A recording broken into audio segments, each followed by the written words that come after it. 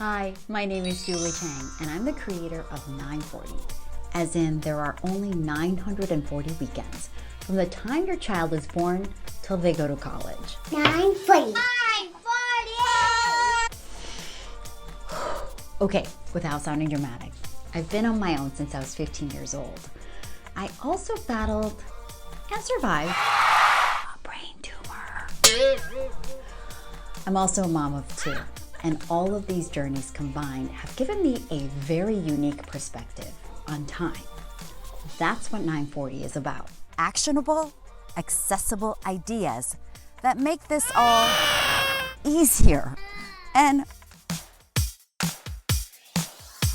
gosh, I don't know, maybe fun?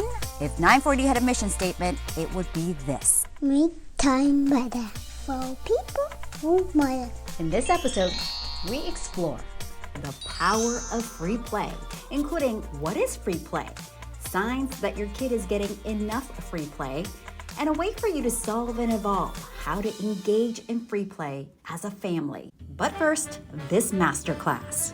Free play is when everything is a yes. My dogs swim in the toilet. Free play is not when mom says, Driggs, you can only play for 30 minutes. I like to play teacup 5 in the morning. Time for sleep. Free play is what's happening now. My name is Driggs Drake. This is my sister Lulu Drake, and this is our master class. Okay, friends, I might be slightly biased, but that was fucking cute, right? Per usual, I'm about to take that cute moment into a weird place. So there's this guy.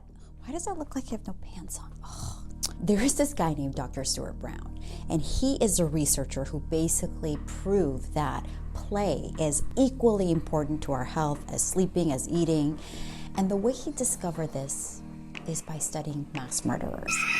He was assigned to study the Texas Tower shooter, the Virginia Tech shooter, etc., etc. And what he found was that all these young men were denied free play as kids. So scary. Can you make Dr. Stuart Brown's research a little less scary for me? Like, what was your reaction?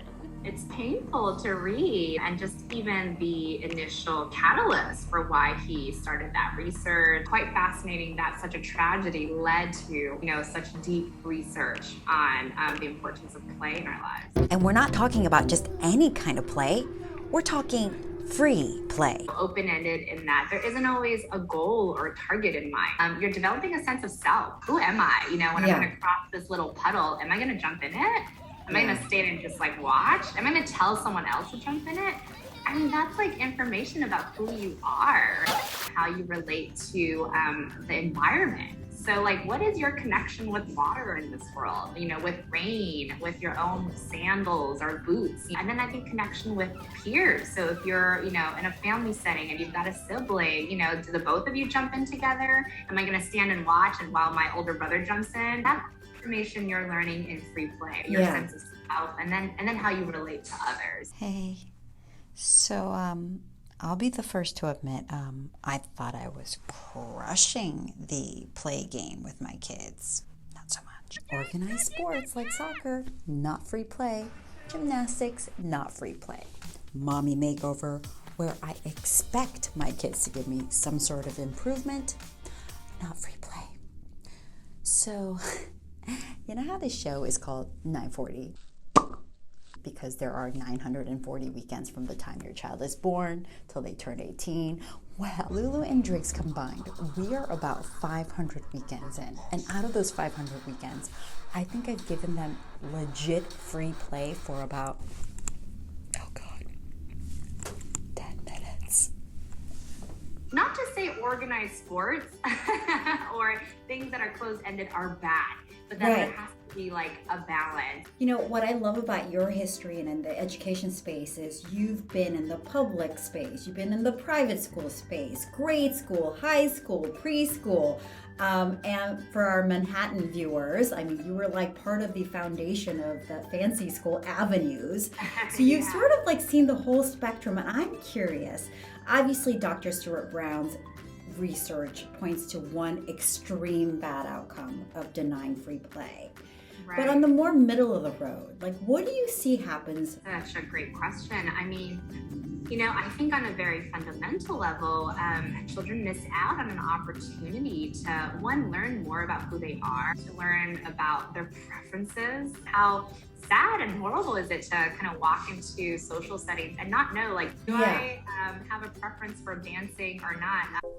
Look, I drew you a fancy graph.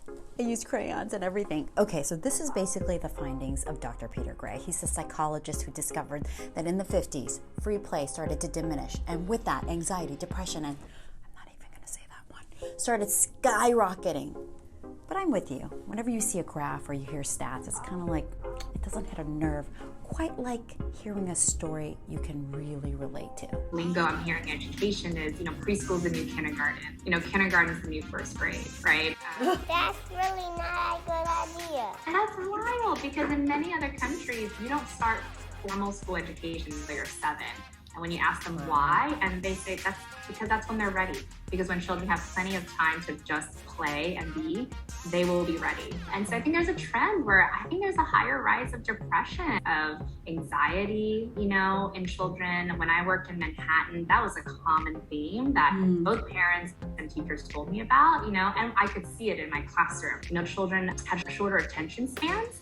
I think there was this need to move through things quicker and be done, less of a desire to come back to something, less kind of grit and resilience. I definitely have seen that over time. And I see it sadly in probably more metropolitan cities where naturally like the pace of life is just so much faster. That's the whole point of 940, right? Okay, freeze it. We're trying to give people accessible and actionable tools to slow down time because, Losmeiya, you know this, the parenting space is so divisive, but the one thing everyone agrees on is just how fast it all goes. So many parents are like, oh, I woke up and there was, they're packing up for college. I don't know what happened to time.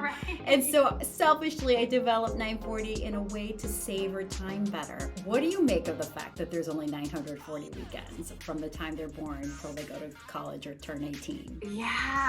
When you put it in a quantitative number, it really is like a wake-up call. Here's another wake-up call. We're seeing that because children aren't out in the world just playing, just open-ended, interacting with nature, sand, water, different textures, they're coming in with more sensory sensitivities. So they're afraid to touch paint. Or walking on sand triggers something literally physically in their system that's a negative feeling.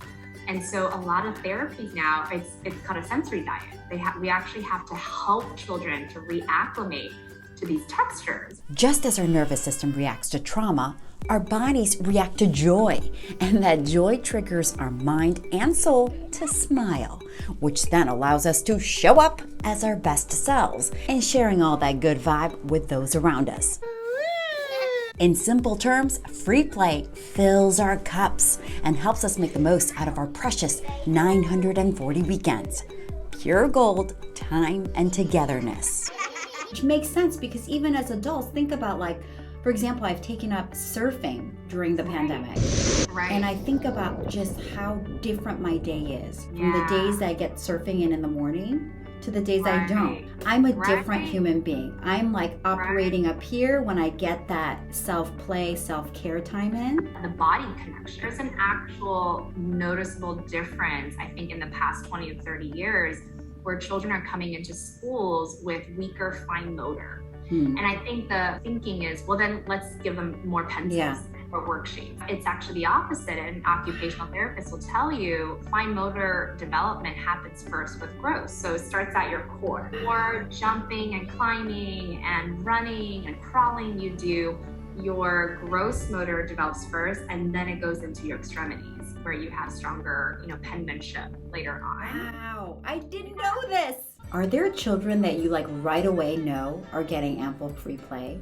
Is it an energy or is it a perspective? I think one of the things I know quite quickly that they've had opportunities to play is self-regulation. Children who've had ample time to play and in an open-ended way without necessarily instructions or an end goal have develop coping strategies and self-awareness. We know now that when people ask, what is my child ready for kindergarten? What is readiness? I tell parents, it's not the academics. It's always around self-regulation and then social emotional competency. There's this kind of sense of like, I didn't get the truck today. Maybe it'll be around tomorrow. The latest science shows free play is as integral to our health as proper diet, proper sleep, and part of that is because free play allows us to get to know people and accept people who are different than us. And we're social creatures. Right. How often do you see the magic of that at Growing Place? Yeah. I mean, I love how you phrase that. I think one of the things we're so intentional about in our program is that, you may not always like the peer next to you, but you know what, today you're gonna work in the sandbox together. And guess what? Somehow you're baking a cake out of mud, and suddenly this other child who you kind of had a tiff with, comes and brings a leaf to add to your cake, and now you guys have a new view of each other. Any educational system, there has to be a focus on giving people opportunities for that open-ended play. There's such a need for control, and I get it. I get where it's coming from, right? And structure, but I think the most valuable kind of asset we have are the people themselves. So when you set up the conditions for them to see each other differently, to be surprised by yourself and by them, it just forms a new bond. Grown-ups don't know the world. And since Lulu and Driggs charge way too much for their masterclass on free play, here are your free pro tips on how to free play. I think it's the modeling for your child. So maybe it is when we step and foot into the house, our devices are put away. Make a family agreement. Go out into nature. That's where all the free play really just so rich. There's nothing like going into the woods, going out into the ocean. All the best materials that our children end up loving, especially at a young age, is literally out in the world. It doesn't have to be bought. And in fact, that is sort of the root of the school system that you work in, right? At Growing Place, the Reggio system. Yeah, being outdoors and slowing down. We had a teacher once point out to us these huge, ficus trees that are probably hundreds and hundreds of years old along the street. And a teacher once said, how come we don't study these trees? I mean, look at the branches. That's architecture. Look at the way it relates to the birds. That's, ecology and relationships. Look at the way the people walk around it and benefit from the shade. And we pointed this out to the children that, their very world around them is a means of study and open-ended play. Third piece is, what are the things that give you joy? I think there's this focus of if it's not gonna serve an end, if I'm not learning a skill, I don't have time because I'm already so busy. I've got 3 kids, a full-time job, and but what are those things that make you laugh, that introduce some humor? A wise parent told me, if you view play as prayer, that time will be so sacred. I would never bring my smartphone, and be scrolling during prayer service at church. Never. And so now I make it a point to not bring my phone when I'm going to be engaging in play with my kids, unless I'm documenting play for 940 episodes. Is there a way you view free play? I love the analogy you shared. I'm gonna take that and run with it, girl. Free play it's like breathing. If that wasn't here, you're not getting an essential ingredient that you need to feel joy, slow down, and feel a sense of purpose. Yeah. There's something about being able to play and explore and not have an end time to it that it just feels right with the soul. And I think so much of the anxiety and depression is because maybe we've lost our way a little bit. We don't know, why am I here? Why am I a parent? Is it to just make sure these 3 kids get into college? Or, Right.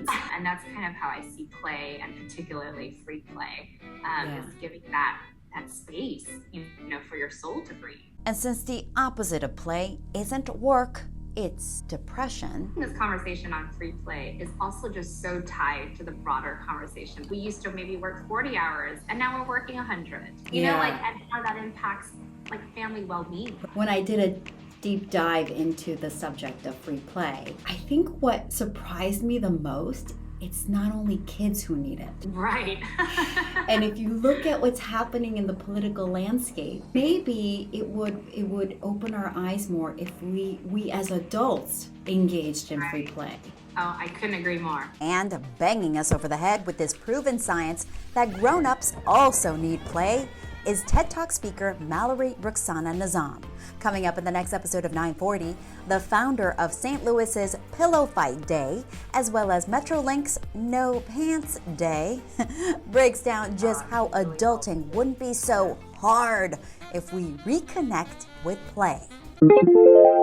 Are you watching? Heads up.